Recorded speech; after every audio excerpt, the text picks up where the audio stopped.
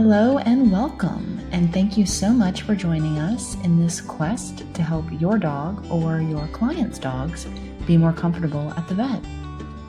So first things first, these plans are for all dogs, whether they're currently fearful at the vet or not. Fearful dogs may need a slower approach though, and for this reason, some plans have two options. Just pick the plan that suits your dog best.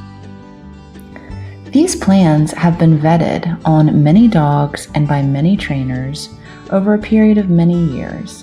What this means is that you can expect a plan that is both incremental, meaning the dog has a realistic chance of moving through the plan successfully, and efficient, meaning you won't be wasting any steps.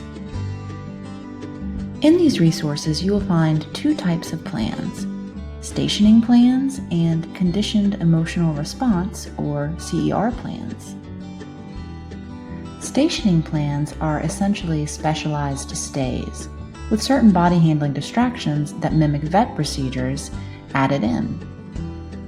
CER plans are specifically designed to teach dogs to learn to enjoy things like body exams, vaccinations, or blood draws.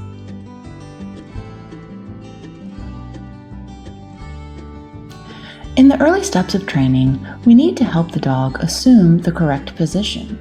We do this by using a lure. A lure acts as both a way to help the dog assume the correct position and then as a way to quickly reward. You can see Casey is taking the food and putting it at the dog's mouth and using it as a magnet to move the dog through space without physically moving him.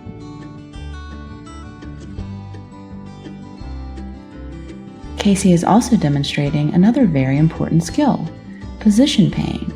As you can see, she is sure to only pay the dog in the correct position, on his side with his head down.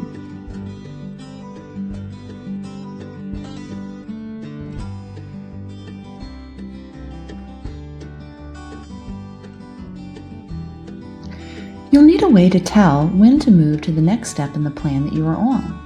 To do this, you'll need to count successful repetitions where the dog gets it right and missed repetitions where the dog gets it wrong.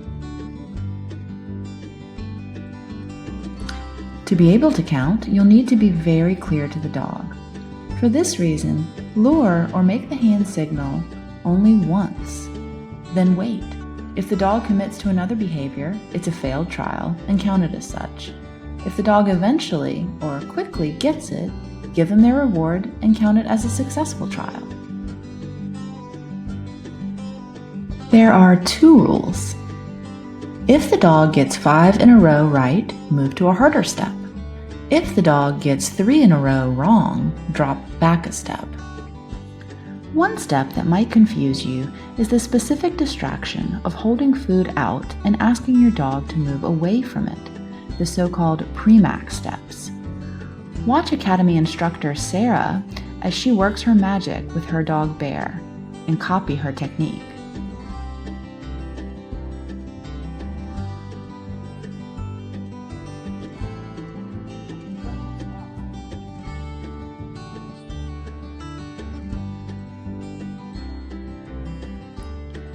Keep a quiet body. Dogs are excellent discriminators, and they pay very close attention to the subtle movements that we make with our bodies. In order for your hand signal to be the most salient thing, keep the rest of your body quiet and still. Always be sure to pay your dog only when he is in the correct position. If your dog breaks the position before you can get the treat to him, use your lure to get him back into place before you dispense. Resist the urge to repeat your cues. If you give your dog a hand signal or a verbal cue, do so once and wait for the behavior. If your dog commits to another behavior, then count that as a failed trial and try again. The number of rewards that a dog receives in any given period of time matters, especially in the early stages of training. So no coffee breaks here. Train quickly and your dog will stay in the game.